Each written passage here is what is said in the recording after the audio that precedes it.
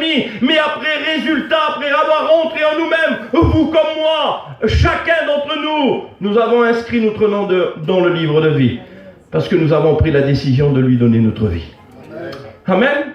Et j'aimerais vous parler de la décision qu'un jour un homme doit prendre, une femme doit prendre.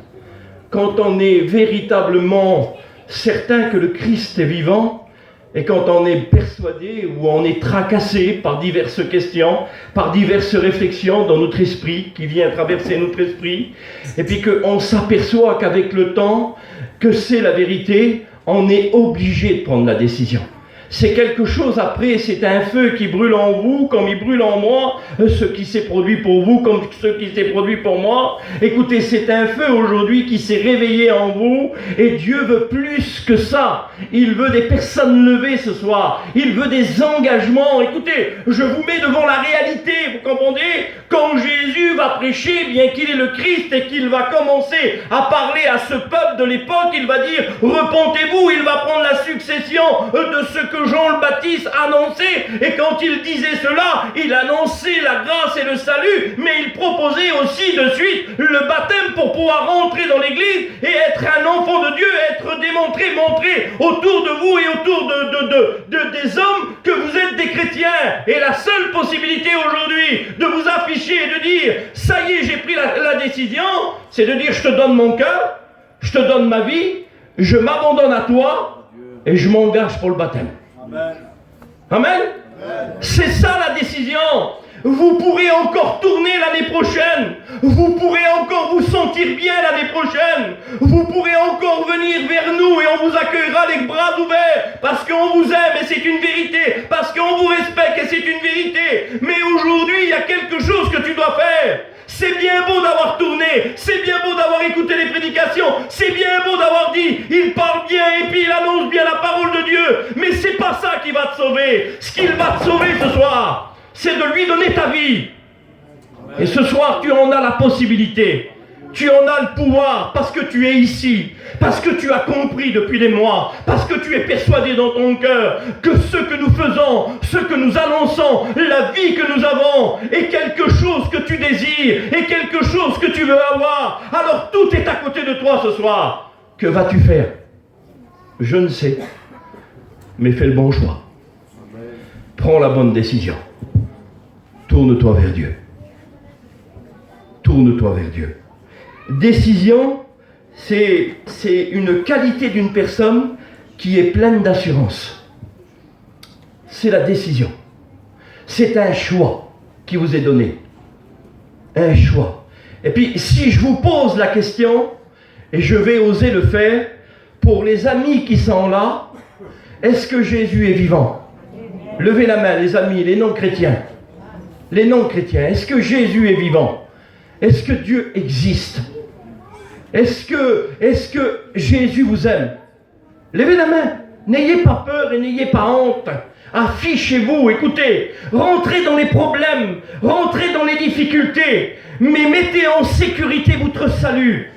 Il vaut du prix le salut d'un homme aux yeux de l'Éternel. Écoutez, mettez-vous en action, je vous le dis de la part de Dieu. Vous êtes persuadés, vous avez fait le choix, et c'est le bon choix. Vous en êtes certain dans votre cœur que le Christ a véritablement existé, qu'il est venu là 2000 ans et qu'une croix a existé, et que la souffrance s'est faite sur la croix. Vous en êtes persuadés ce soir, mais il faut plus que ça ce soir. Et pourquoi pas que le ciel s'ouvrirait pour toi ce soir? Pourquoi pas que la bénédiction découlerait ce soir pour toi? Et pourquoi pas que tu retournerais de ce lieu, rené, converti, avec un cœur nouveau, une âme nouvelle, et une décision dans le cœur, en disant aujourd'hui, je t'appartiens. Amen. Je te donne ma vie, et ma vie est à toi. Vas-tu le faire? Alors naturellement, quand je prêche, je vous engage à le faire, vous comprenez bien. Je ne veux pas parler en vain, je me laisse conduire par la puissance du Saint-Esprit. Les décisions pour le monde sont trompeuses. Est-ce que c'est la vérité? Est-ce que les décisions pour le monde sont trompeuses? Bien sûr que oui. C'est une vérité qui est certaine, mais pas celle pour Dieu. On ne peut se tromper. Demandez à un chrétien, à une chrétienne, d'avoir pris la décision de lui avoir donné sa vie, de l'avoir engagé avec lui, s'il le regrette. Maintenant, on va renverser la situation. Je vais vous poser une question. Est-ce que vous avez pris déjà des décisions que vous regrettez dans votre cœur? suis persuadé que vous allez me dire, oui Samuel, j'ai pris des décisions dans mon cœur, dans ma vie, qu'aujourd'hui je regrette encore. Eh bien quand on prend la décision de lui appartenir et de lui donner sa vie, on ne le regrette jamais. Parce qu'il est dit qu'il renouvelle notre force dans la marche. Il est dit que chaque matin il est à côté de nous. Il est dit qu'il serait continuellement avec nous jusqu'à la fin de ce monde. Écoutez, c'est extraordinaire. On a pris la décision, on a fait le bon choix. C'est un choix merveilleux. C'est une qualité qui est rentrée en nous. On était convaincus, certains, on s'est senti sale, on s'est senti perdu, on s'est repenti, on lui a donné notre cœur et aujourd'hui on est scandé avec des failles, avec des défauts, avec des problèmes. Mais on marche par la foi, on marche avec l'assurance que Dieu, s'il revient demain, eh bien on est sauvé. Et tu ne peux pas en dire autant, toi, ce soir. Pourtant, tu es en mission. Pourtant, tu écoutes l'évangile. Pourtant, tu aimes le Seigneur. Pourtant, tu pries en secret. Pourtant, tu chantes des cantiques. Et puis, pourtant, tu es là le dimanche. Et tu ne peux pas en dire autant, toi, ce soir. Mais ça va changer pour toi ce soir. Parce que tu vas prendre la décision de changer. Tu vas prendre la décision de rentrer de nouveau dans l'église. Tu vas prendre la décision de rentrer dans l'église véritablement. Et tu vas rentrer véritablement et tu veux t'y installer. Tu vas extérioriser ton âme avec le Christ. Tu vas t'épanouir dans la présence de Dieu. Et Jésus-Christ va te visiter. Il va travailler ton cœur. Il va t'apporter ce que ton âme a besoin. Ton âme a besoin. Et dans la décision, tu trouveras un apaisement, un soulagement. Tu trouveras une tranquillité. Même si les vents souffrants, même si les montagnes s'exposeront devant vous, eh bien laissez-moi vous dire que Dieu vous donnera toujours la force à les gravir et à les vaincre. Parce que Jésus-Christ sera en vous, et vous serez en Jésus-Christ, et vous rentrerez dans la main de Dieu. Vous rentrerez dans la main de Dieu, dans la protection divine, et la possibilité de pouvoir vivre la vie de Dieu vous sera donnée. Et la proposition ce soir, c'est de prendre la décision. Et puis, écoutez, je vous lis un passage de la parole de Dieu, Proverbe 16, verset 33. Il est dit ces mots, que toutes les décisions viennent de l'Éternel. Alors quand on rentre dans le contexte spirituel, dans le suivi que vous avez accepté de pouvoir nous suivre, jusqu'à dans le sud, dans la poussière, dans les cailloux, dans tout ce qu'on a rencontré, vous avez pris la décision de nous suivre dans les bons comme dans les mauvais jours. Vous l'avez fait et puis c'est merveilleux, vous comprenez? Mais je voudrais te sensibiliser que si aujourd'hui tu es ici encore à Grenoble et que ta caravane est encore dans le stade ce soir, c'est un effet de la grâce de Jésus-Christ, parce qu'il ne veut pas te faire partir de cette mission sans que tu aies pris position, sans que tu aies pris la véritable réelle décision pour que tu te convertisses. Amen. Que tu l'acceptes véritablement dans ton cœur. Je te le dis de la part de Dieu, ça a été fatigant pour toi, moralement parlant, ça a été fatigant, ça a été prenant. Tu as peiné devant certaines situations, tu as été attristé, je te l'accorde, il n'y a pas de problème. Ça a été fatigant pour nous, on était accablés dans le sud, nous, vous comprenez? Mais une chose est certaine, le fait d'avoir pris la décision d'être un enfant de Dieu, ça fait de nous des gens forts, de cœur et puis d'esprit. Amen. Amen. Parce que devant les situations qu'on a rencontrées, on a su les surmonter et puis les vaincre. Eh bien, j'aimerais te dire que toi, si aujourd'hui tu es encore ici, et que tu as su vaincre et surmonter ce que tu as rencontré pendant cet été, c'est un effet de Dieu. C'est une volonté du Christ. Parce que tu es encore ici. Et Jésus t'aime. Il veut changer véritablement ta vie. Les décisions du monde, je vous le disais, sont trompeuses, mais celles pour Dieu, ils sont extraordinaires. Amen. Ils sont merveilleuses. Regardez Élie dans 1 Roi 18 au verset 21, il dit aux enfants d'Israël, jusqu'à quand boiterez-vous des deux côtés? Alors quand on lit ce texte, et quand on veut rentrer véritablement dans le contexte du texte, écoutez, c'est ainsi, c'est comme cela, on s'aperçoit qu'ils sont malades spirituellement, et qu'ils sont accablés spirituellement. Dû à quoi? Dû à des mauvaises décisions. Et puis c'est pour ça qu'Élie leur dit ces mots, jusqu'à quand boiterez-vous des deux côtés? Et puis aujourd'hui, tu es des deux côtés. Tu as ta petite vie mondaine qui est près de toi, c'est ton petit cocon, c'est ton petit nid à toi. Tu l'aimes, tu le chéris, tu l'adores, tu le guettes. C'est un tout à perdre. Et puis de derrière ça, il y a quelque chose de plus beau à tes yeux. Parce que je suis persuadé, il y a quelque chose qui est plus beau à tes yeux. C'est Jésus, c'est l'œuvre de Dieu, c'est les réunions, c'est les prédications, c'est les chants de cantiques, c'est le départ d'une mission, c'est la fin d'une mission, c'est la convention, c'est la salle qui va bientôt rouvrir, que tu aimes bien et que tu as un petit écoute bien, mais t'es boiteux. Tu ne sais quel choix prendre. Tu ne sais quel choix prendre. Et Élie, quand il déclare ces mots à ce peuple de l'époque, ils avaient une guerre à mener, ils avaient un combat à mener. Et laissez-moi vous dire que ce n'était pas la moindre des guerres. Il fallait être fort, il fallait être solide, il fallait être renforcé de la puissance de l'Éternel. Alors quand Élie leur conseille d'arrêter de boiter des deux côtés, c'est parce que dans les temps qui suivront, ils vont être exposés à l'ennemi, ils vont être exposés aux querelles, ils vont être exposés aux problèmes et aux difficultés. Alors il leur fallait des forces. J'aimerais te dire que dans les décisions que tu peux prendre avec l'Éternel ce soir, eh ben, tu peux prendre des forces, tu peux t'enrichir et tu peux affronter les problèmes et les difficultés. Même l'ennemi qui t'attend à l'extérieur, il ne pourra plus te toucher. Il ne pourra plus t'effrayer, il ne pourra même plus te déplacer, parce que tu auras pris la solution d'arrêter de boiter et de t'engager avec le Christ. Amen. Amen. Gloire à Dieu. Quelle est l'importance? La décision qui vient du cœur. L'importance, vous comprenez?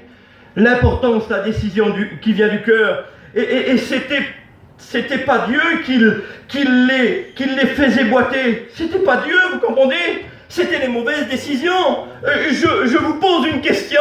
Est-ce que le monde ne vous accable pas? Est-ce que le monde ne vous peine pas? Est-ce que le monde ne vous fatigue pas? Répondez-moi s'il vous plaît. Je vous le demande, répondez-moi. Et c'est une grande vérité aujourd'hui. Il est accablant le monde, il est fatigant, vous voyez? Il nous écrase et puis il veut arrêter notre marche. Mais le fait d'avoir décidé de le suivre dans les bons comme dans les mauvais jours, eh bien Dieu sera toujours là pour pouvoir vous relever, me relever et nous donner la force.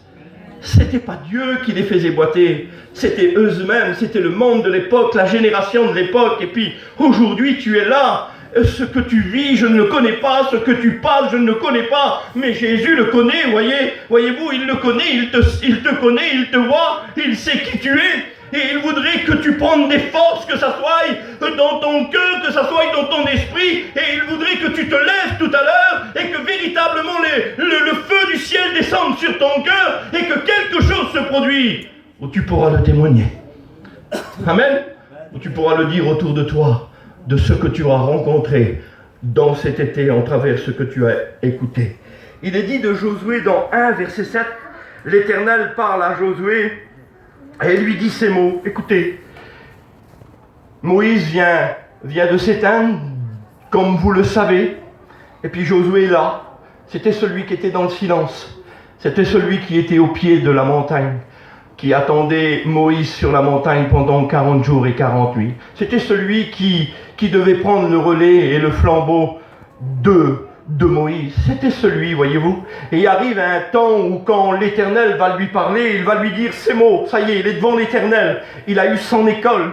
Il a eu son apprentissage. On a tous une école, voyez-vous. Avant d'arriver au baptême, il y a une école spirituelle. Il y a une compréhension de la parole de Dieu. Il y a tout ça qui se produit. Et il y a des choses qui vous sont révélées devant vous. Parce que quand on rentre dans l'église, quand on devient chrétien, on devient une armée unie, ensemble, soudée, pour combattre, pour lutter, pour travailler et pour devenir véritablement son œuvre sur la terre qu'il a construit en travers vous. Et nous, pour pouvoir témoigner et dire que Christ est véritablement vivant. Il est dit que Josué est là et c'est le moment qu'il doit prendre le flambeau. C'est le moment qu'il doit rentrer véritablement dans une décision solide en disant « Oui Seigneur, je ferai tout ce que tu me diras ». Il est dit dans Josué 1,7 que l'Éternel va lui dire « Fortifie-toi seulement et aie bon courage en agissant fidèlement selon toutes les lois que Moïse, mon serviteur, t'a prescrites. Ne t'en détourne ni à droite ni à gauche, afin que tu réussisses dans tout ce que tu entreprendras. » La décision de lui donner sa vie, c'est une victoire assurée.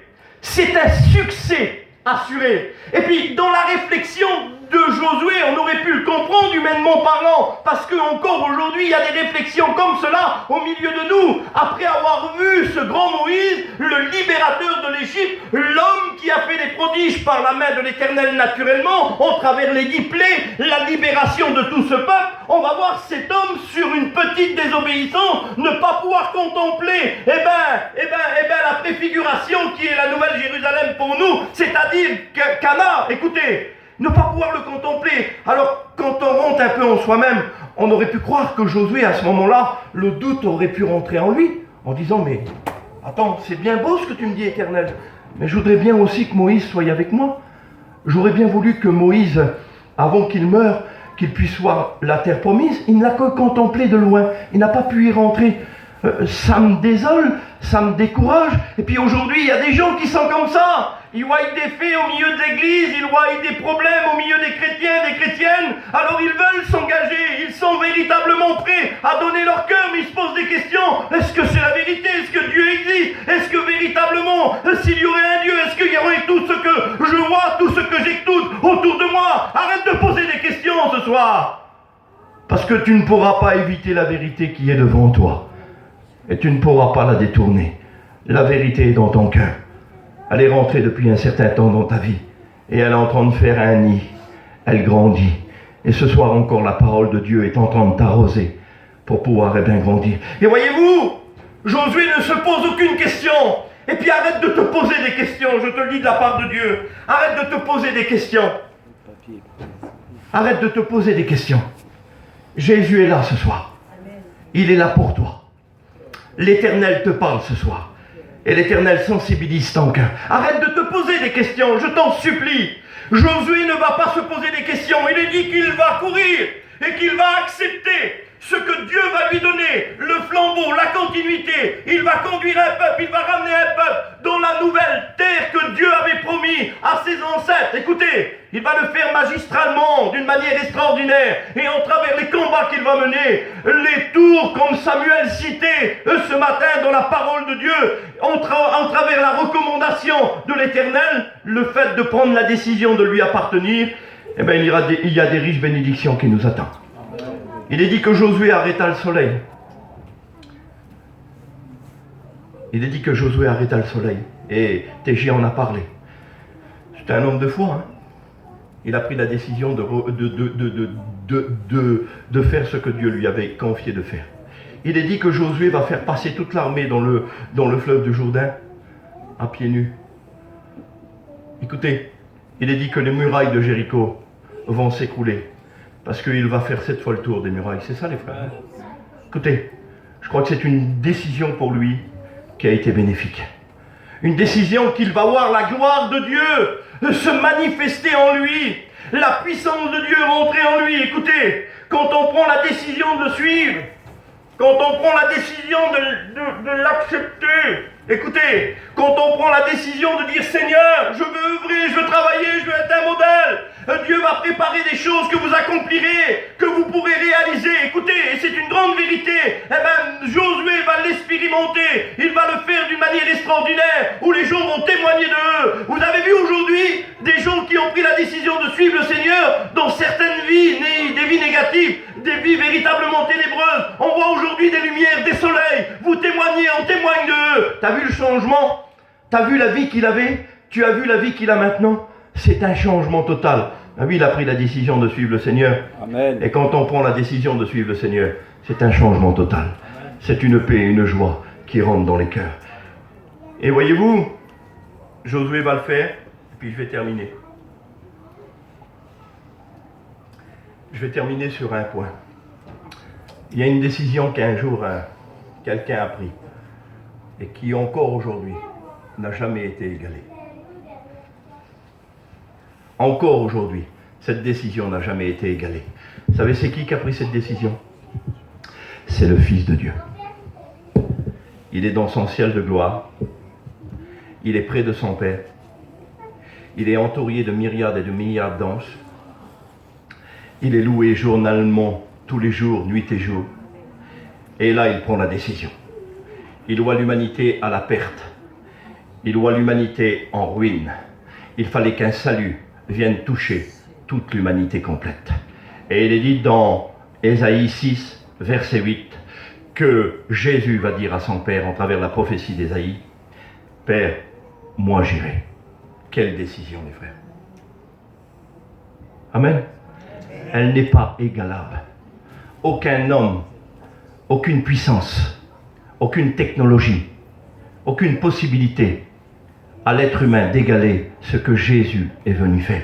Et quand je pense, écoutez, quand Jésus a pris cette décision, il savait par où il allait passer, de quelle façon il allait mourir, de quelle façon il allait être maltraité, et de quelle façon il allait être injurié. Et quand je te vois dans la mission, dans la réunion ici, que tu n'es même pas capable d'honorer ce que Dieu a fait, parce que c'est une vérité qu'on ne peut éviter. Je ne me permettrai pas de parler à quelqu'un qui ne connaît pas Jésus, et qui n'accepte pas, et qui ne veut pas de Jésus, qui ne part pas en mission, et qui n'est pas dans une réunion, de parler de cette façon-là. Mais moi, ce soir, je me permets, je m'affiche donc devant toi. Je ne te comprends pas, que tu doutes, que tu attends, que tu es toujours en train de remettre à lendemain, et pourtant le salut est près de toi. Il est à côté de toi. Jésus a pris la décision de se donner sans dire un mot sur le bois de la croix pour toute l'humanité complète. Alors j'estime qu'en retour, toi qui es ici et qui as compris que c'est la vérité, ce soir prends la décision, lève-toi. T'as fait ton effort, t'es venu à la réunion, tu t'es installé, tu t'es senti bien, puis de toute façon tu te sens bien dans la mission, tu te sens entouré, tu te sens respecté, tu te sens même aimé. Mais ça ne fera pas de toi quelqu'un de sauvé. Ce qui fera quelqu'un de sauvé ce soir, de toi, c'est de te lever. Amen. Et de dire je prends la décision. Je termine par une petite histoire de la parole de Dieu. C'est dans Acte 8. C'est l'eunuque. Vous la connaissez tous cette histoire. Écoutez. C'est Acte 8. Et c'est une histoire extraordinaire. Savez-vous pourquoi? Parce que ce personnage de la parole de Dieu, il vivait dans un palais, c'était un surintendant, et puis il servait tous les trésors de la reine d'Éthiopie. Donc c'était un personnage qui avait un titre et qui avait un rôle, et qui avait un poste. Il est dit qu'il avait un char. Et voyez-vous, autrefois, à l'époque de eux, avoir un char, c'était un signe de richesse, et puis un signe de puissance. Ma vie, avoir un char, ça signifie tout ce que vous pouvez imaginer, et c'était un signe de richesse, un signe de puissance. Et voyez-vous, identiquement pareil que toi ce soir, il a entendu depuis quelque temps que Jésus avait passé à Jérusalem, qu'il était mort et qu'il était ressuscité, et qu'il avait laissé ses empreintes là-bas, en travers les apôtres qu'il avait établis, et qu'il avait choisis, et qu'il avait envoyés aux quatre coins du territoire. Et il avait laissé son empreinte. Et puis écoutez, il était curieux de la manière que tu es curieux. Il a dû se poser des questions. Puis en chemin, il va prendre la décision de partir de l'Éthiopie, qui est pas